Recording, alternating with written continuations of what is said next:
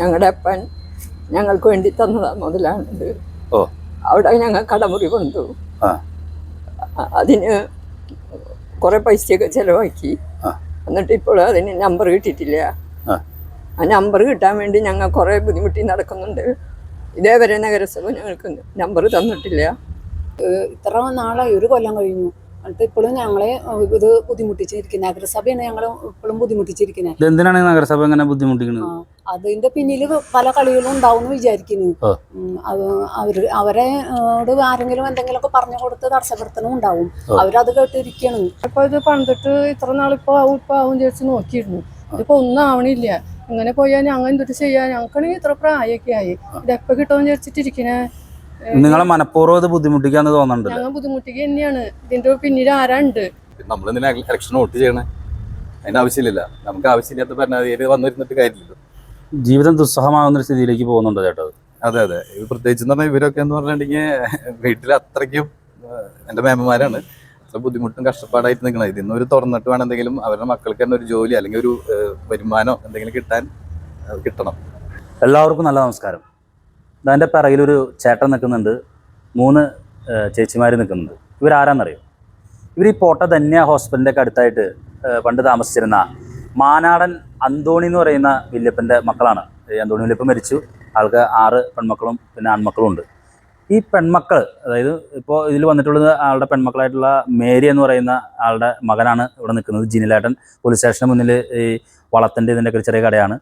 പിന്നെ ഡെയ്സി എന്ന് പറയുന്ന ചേച്ചി വന്നിട്ടുണ്ട്, തങ്കമ്മ എന്ന് പറഞ്ഞ ചേച്ചി വന്നിട്ടുണ്ട്, ലിസി എന്ന് പറയുന്ന ചേച്ചി വന്നിട്ടുണ്ട്.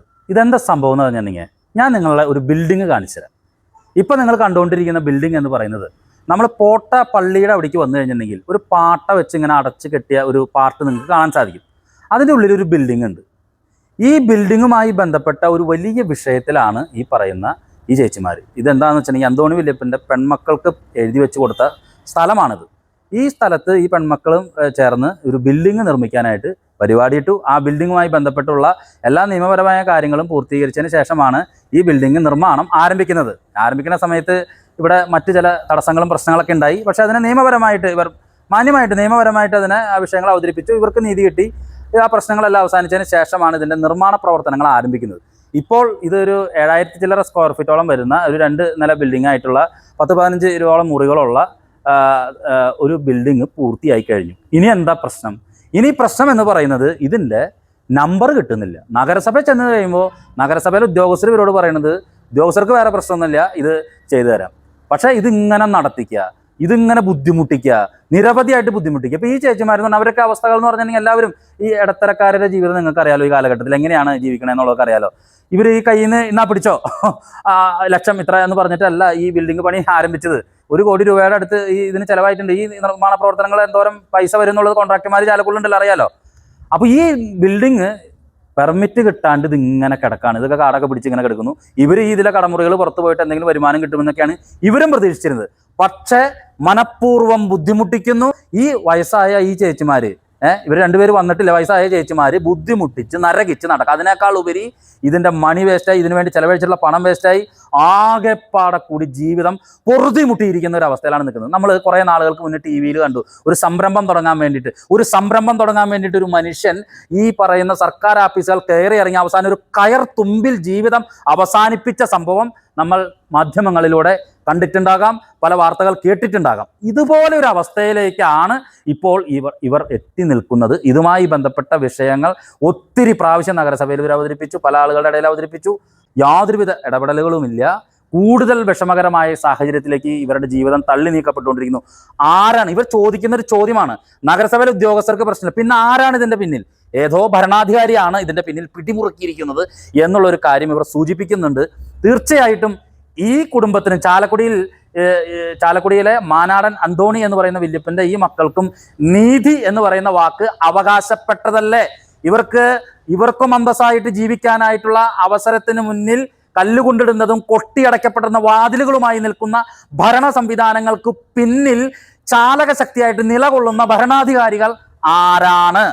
ഈ വിഷയവുമായി ബന്ധപ്പെട്ടുള്ള കാര്യങ്ങൾ ഞാൻ പലർക്കും അറിയാം. ഞാൻ ഈ നഗരസഭനെ കടന്നാക്രമിക്കുകയാണെന്ന് അല്ല. ഈ വിഷയവുമായി ബന്ധപ്പെട്ട കാര്യങ്ങൾ ഞാൻ കൗൺസിലർമാരെയും ഇതുമായി ബന്ധപ്പെട്ട് നഗരസഭയിലെ പല ആളുകളെയും ഞാൻ അറിയിച്ചിട്ടുണ്ട്. അപ്പോൾ അവരും പറഞ്ഞത് തന്നെയാണ്, അവരെ ഇങ്ങോട്ട് വിളിപ്പിക്കരുത്, ഇങ്ങോട്ട് നഗരസഭയുടെ മുന്നിലേക്ക് എത്തിക്കരുത്, അത് വലിയ പ്രശ്നമാണ് ആയിത്തീരും. ഏറ്റവും നീതികെട്ട രീതിയിൽ ഈ കുടുംബം ഇന്ന് ഇങ്ങനെ നിൽക്കുന്നു. ഈ വയസ്സായ ചേച്ചിമാർ ഇവിടെ നിൽക്കുന്നു, ഈ ചേട്ടൻ ഇവിടെ നിൽക്കുന്നു. ഒരു കെട്ടിടം പൂർത്തിയായി, കോടികൾ ചെലവഴിച്ച് നിർമ്മിച്ച കെട്ടിടം പൂർത്തിയായി പോട്ട കണ്ണായ ജംഗ്ഷനിൽ കണ്ണും നട്ട് ഇങ്ങനെ സംരംഭകരെ നോക്കി കാത്തു നിൽക്കുകയാണ്. ചുവപ്പ് നാടയ്ക്കുള്ളിൽ കുരുങ്ങി ഈ കെട്ടിടം പുല്ലുകേറി നാശോന്മുഖമായ രീതിയിലേക്ക് പോകുന്നു. ഡെഡ്ലി മണി 1.5 കോടി, ഒന്നും ചെയ്യാൻ പറ്റാത്ത അവസ്ഥയിൽ ചേച്ചിമാർ നിൽക്കുന്നു, ആരുമില്ലാത്ത അവസ്ഥയിൽ നിൽക്കുന്നു, നഗരസഭയുടെ മുന്നിൽ ഇങ്ങനെ നിൽക്കുന്നു, ആരും ഒന്നും അനങ്ങുന്നില്ല. ഈ വിഷയമാണ് ഇന്ന് നിങ്ങൾക്ക് മുന്നിൽ ഞാൻ ചൂണ്ടിക്കാണിക്കുന്നത്. മാനാടൻ അന്തോണിച്ചേട്ടൻ്റെ പെൺമക്കൾ എന്തപരാധം, ആരോട്, എങ്ങനെ ചെയ്തു? ബാക്കി നമുക്ക് ഈ ചേച്ചിമാരോട് ചോദിച്ചറിയാം. ഇത് സ്ഥലം ശരിക്കും ഇവിടുത്തെ മാനാടൻ അന്തോണി എന്ന് പറയുന്ന ആളുടെയാണ്. അവരുടെ മക്കളാണ് ഈ നിൽക്കുന്ന 3 പേര്. എൻ്റെ മേമ്മമാരാണ്. അതിൽ ഒരാൾ എൻ്റെ അമ്മച്ചിയാണ്. അപ്പം അങ്ങനെയാണ് ഭൂമി ഇവർക്ക് കിട്ടുന്നത്. ആളുടെ സ്വത്ത് മക്കൾക്ക് കിട്ടി. ആ കിട്ടി പെൺമക്കൾക്ക് എഴുതി വെച്ചു. 6 പേര് കൂടിയിട്ട് ആ 6 പേർക്ക് 4 സെന്റ് വെച്ച് കിട്ടിയിരുന്നത്. അതിലാണ് ഇവരെല്ലാവരും ഒരുമിച്ച് ഈ ബിൽഡിങ് പണിയുന്നത്. നമ്മൾ നിയമപരമായിട്ട് പോയിട്ടുള്ള മുനിസിപ്പാലിറ്റിയിൽ നിന്നുള്ള ബിൽഡിംഗ് പെർമിറ്റും കാര്യങ്ങളൊക്കെ എടുത്തിട്ടാണ് നമ്മളിത് പണിതേക്കുന്നത്. ഇതെന്നാണ് ഈ ബിൽഡിങ് പണി ആരംഭിക്കുന്നത് എന്നാണ്? ഇത് കഴിഞ്ഞ ജനുവരി, ഏകദേശം കഴിഞ്ഞ ജനുവരിയിലാണ് ഈ സ്ഥലത്ത് നിങ്ങൾ ബിൽഡിങ് ആരംഭിക്കുന്നത്. അപ്പോൾ ഇതിനുള്ള മറ്റ് നിയമപരമായിട്ടുള്ള അനുമതികളൊക്കെ നഗരസഭയിൽ നിന്നൊക്കെ എടുത്തിരുന്നോ? കിട്ടിയിരുന്നു. അതനുസരിച്ചാണ് നമ്മൾ പണി തുടങ്ങിയത്. പണി തുടങ്ങുമ്പോൾ പ്രശ്നങ്ങളൊന്നും ഉണ്ടായില്ല? ചെറിയ പ്രശ്നങ്ങൾ ഉണ്ടായിരുന്നു. അവിടെ ഒരു തടസ്സപ്പെടുത്തലൊക്കെ ചെറുതായിട്ടുണ്ടായിരുന്നു. പക്ഷെ അത് നമ്മൾ കോടതി മുഖാന്തരം അത് നമുക്ക് നമ്മുടെ അനുകൂലമായിട്ടൊരു വിധി വന്നിട്ട് നമ്മൾ കണ്ടിന്യൂ ചെയ്തു. അതിനുശേഷം പിന്നെ എന്താണ് ഉണ്ടായത്? പിന്നീട് നമ്മുടെ പണി കഴിഞ്ഞു. ഇപ്പൊ എത്ര സ്ക്വയർ ഫീറ്റ് ആണ് ഇത് പണിതിട്ടുള്ളത്? ഇതിപ്പോ നമ്മള് ഇപ്പൊ പണിതേക്കുന്നത് 7000-ന് താഴെയുള്ള സ്ക്വയർ ഫീറ്റ് ആണ്. അതിനുശേഷം നമ്മളിപ്പോൾ പണി കഴിഞ്ഞു. നമ്മൾ എക്സ്റ്റൻഷനായിട്ടൊരു 2 സൈഡിൽ കൊടുത്തിരുന്നു. അതിൻ്റെ ഒന്നും കിട്ടിയിട്ടില്ല.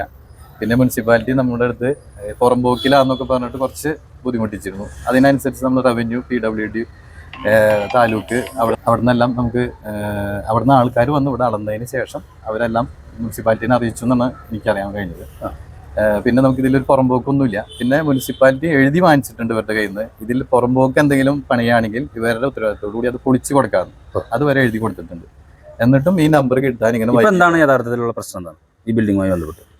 ഇപ്പൊ എന്ന് പറഞ്ഞാൽ നമുക്ക് ഇത് ഓൾറെഡി പണി കഴിഞ്ഞത്, നമുക്ക് നമ്പർ കിട്ടണം. ഈ നമ്പർ കിട്ടാൻ ഓരോ കാരണങ്ങൾ പറഞ്ഞ് വൈകിക്കാണ്. ഇത് എന്ന് മുതലാണ് ഇങ്ങനെ ഈ വൈകിക്കൽ തുടങ്ങിയത്? ഇതിപ്പോ ഒരു 4 മാസം 5 മാസത്തോളായിട്ടുണ്ട്. അപ്പൊ എന്താണ് നഗരസഭ ഇതുമായി ബന്ധപ്പെട്ട് പറയുന്നത്? ഇപ്പൊ ഉദ്യോഗസ്ഥരുടെ അടുത്ത് ചോദിക്കുമ്പോൾ അവര് പ്രശ്നങ്ങളില്ല എന്നാ പറയണേ. അവര് നമ്മുടെ ഭാഗത്തു നിന്ന് ചെയ്തു തരാം എന്നൊക്കെ പറഞ്ഞുകൊണ്ടിരിക്കുന്നത്. പക്ഷെ എന്ത് പറഞ്ഞിട്ടും ഇത് വരണില്ല. അതെന്തുകൊണ്ടാണ് അത് അനുമതി കിട്ടാത്ത? എന്താ?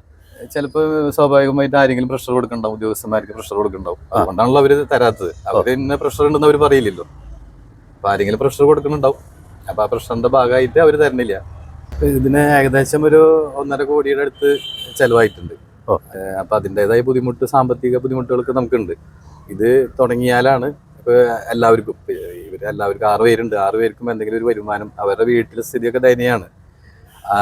അപ്പൊ ഇത് മുനിസിപ്പാലിറ്റി അനുവദിച്ച് തരുന്നില്ല നമ്പർ. ഇതെന്താണ് മുനിസിപ്പാലിറ്റി ഇത് അനുവദിച്ച് തരാത്തത്? ഉദ്യോഗസ്ഥന്മാര് പ്രശ്നമില്ല എന്ന് പറഞ്ഞു. എന്താണ് ഇത് അനുവദിച്ച് കിട്ടാത്തത്? ഇതിങ്ങ മുനിസിപ്പാലിറ്റി തരാത്തെന്ന് പറഞ്ഞാൽ ഇനി ആരെങ്കിലും ഉദ്യോഗസ്ഥർക്ക്, അതായത് മുനിസിപ്പാലിറ്റി ആരെങ്കിലും കൊണ്ട് ഇത് തടഞ്ഞു വെച്ചതായിരിക്കാം. ഭരണാധികാരികൾ ആരെങ്കിലും തടഞ്ഞു വെച്ചതായിരിക്കാം. അല്ലാണ്ട് ഇങ്ങനെ ഒരു സംഭവം വരുന്നില്ല. അപ്പൊ സാധാരണക്കാർക്ക് ഒരു നീതി കിട്ടണ്ട ഇവിടെ. എൻ്റെ പേര് തങ്കമ്മ എന്നാണ്. ഞങ്ങൾ 6 പെൺമക്കളാണ്. അതിൽ മൂത്ത ആൾക്ക് 73 വയസ്സോളം ആയിട്ടുണ്ട്. രണ്ടാമത്തെ ആൾക്കും 72 വയസ്സായിട്ടുണ്ട്.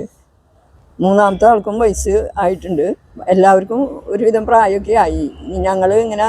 ഞങ്ങളതിന് ശല്യപ്പെടുത്തുന്നത് എന്തിനാന്ന് ഞങ്ങൾക്കറിയുന്നില്ല. ഞങ്ങൾ എല്ലാ കടലാസ് പേപ്പറുകളും വെച്ചിട്ടൊക്കെയാണ് ഞങ്ങളെല്ലാം ചെയ്തത്. എല്ലാം ക്ലിയർ ആയിട്ടാണ് ഞങ്ങൾ ചെയ്തതൊക്കെ. ബിൽഡിംഗ് പണി തുടങ്ങിയതും പൂർത്തീകരിച്ചതൊക്കെ. എൻ്റെ പേര് ഗ്രേസി എന്നാണ്. എൻ്റെ അപ്പം ഞങ്ങൾക്ക് പെൺമക്കൾക്ക് തന്നിരിക്കുന്ന സ്ഥലമാണിത്. അവിടെ ഞങ്ങൾക്ക് ഒരു സ്വപ്നമുണ്ടായിരുന്നു. ആ സ്ഥലത്ത് ഞങ്ങൾക്ക് ഒരു കെട്ടിടം പണിത് ഞങ്ങളുടെ മക്കൾക്ക് കഴിയാൻ ജോലിയൊന്നുമില്ല. അപ്പം അവിടെ ആ, ഇരിക്കാന്നുള്ള ഒരു ഇതിലെ കണ്ടീഷനിലായിരുന്നു. ഓ. ഞങ്ങളെങ്ങനെ ബുദ്ധിമുട്ടിച്ചിട്ട് എന്ത് കിട്ടാന്? ഞങ്ങൾക്ക് വന്നെങ്കിൽ ഇത് വരുമാനം ഇതിനൊരു വരുമാനം ഞങ്ങളുടെ കയ്യിൽ നിന്ന് പൈസ ചെലവാക്കിയിട്ട് ഞങ്ങൾക്ക് അതിൻ്റെ ഒരു ഇത് കിട്ടാൻ വേണ്ടിയിട്ടാണ് ഞങ്ങൾ ഇത്ര നാളും നോക്കിയിരുന്നത്. ഇപ്പം എല്ലാ പണിയും കഴിഞ്ഞ് കഴിഞ്ഞിട്ട് ഞങ്ങൾ നഗരസഭ ഭയങ്കര അപലനീയമാണ് ഈ കാണിച്ചു കൂട്ടുന്നത്. ഞങ്ങൾക്കിപ്പോൾ നീതി കിട്ടുന്നില്ല. ഇതിന് ഞങ്ങൾ ഇനി എന്താ ചെയ്യുക? ഈ നഗരസഭ ഉണ്ടായിട്ട് എന്താ കാര്യം? എൻ്റെ പേര് ലിസിയാണ്. മാനാട് അന്തോണിയുടെ ഇളയ മോളാണ്.